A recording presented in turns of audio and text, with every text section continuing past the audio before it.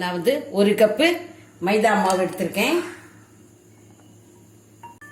1 teaspoon baking powder, 1/2 teaspoon ஆப்பச்சோடா. இதில் நம்ம கலந்து விட்டு ஜலிச்சுக்கலாம்.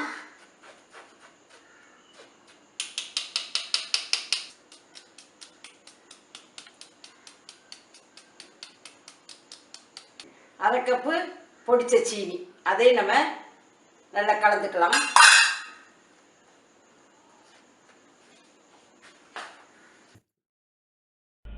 தயிர் 1/4 கப்பு,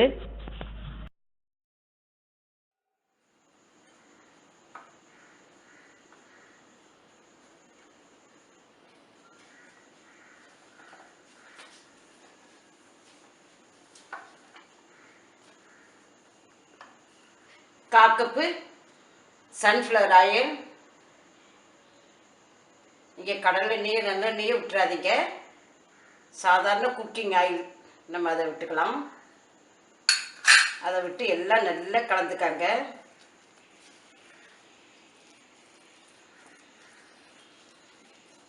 தண்ணி விட்டுக்கலாம்.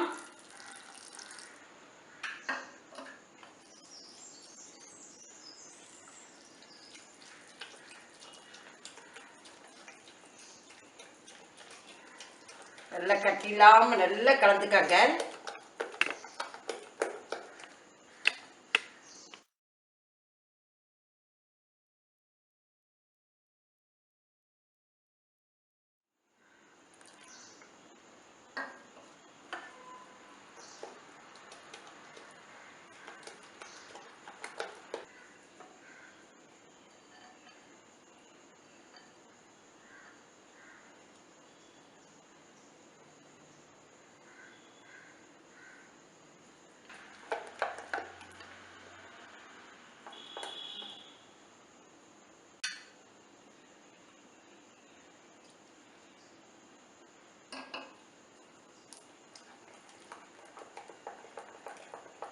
இந்த பதத்துக்கு மாவு இருக்கணும். ரொம்ப கட்டியாகவும் இருக்கக்கூடாது, தண்ணியாக இருக்கக்கூடாது. இந்த பதத்தில் இருக்கணும்.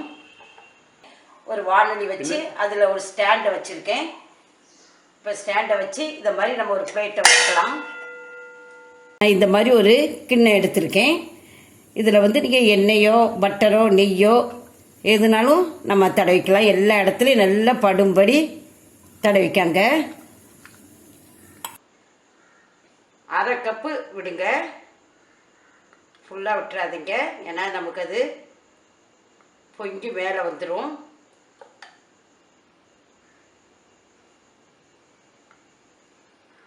வந்து இப்படியே நம்ம தட்டி விட்டுக்கலாம்.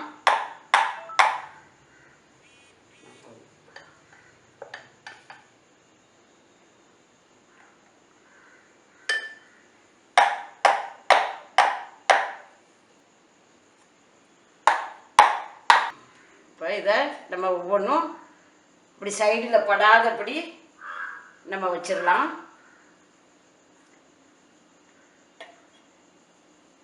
நான் இதுக்கு மேலே கொஞ்சம் டூட்டி ஃப்ரூட்டி போடுறேன்.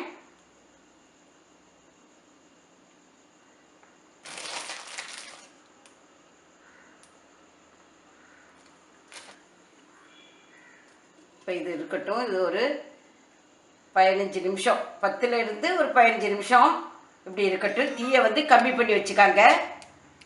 இப்போ எனக்கு 20 நிமிஷத்துக்கு மேலே ஆயிடுச்சு. பார்க்கலாம். இது மாதிரி ஒரு குச்சியை வச்சு இப்படி குத்தி பாருங்க. பாருங்க, ஒட்டவே இல்லை.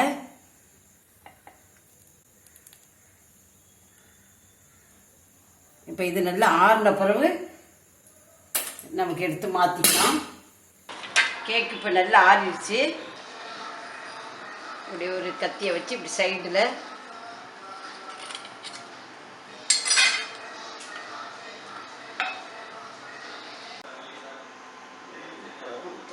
பாருங்க, கேக்கு நல்லா சாஃப்டாக வந்திருக்கு. கேக் இல்லை, இங்கே பாருங்க, நல்லா சாஃப்டாக உள்ள பாருங்க, அரை அரையாக வந்திருக்கு. நல்லா கேக்கு நல்லா சாஃப்டாக வந்திருக்கு.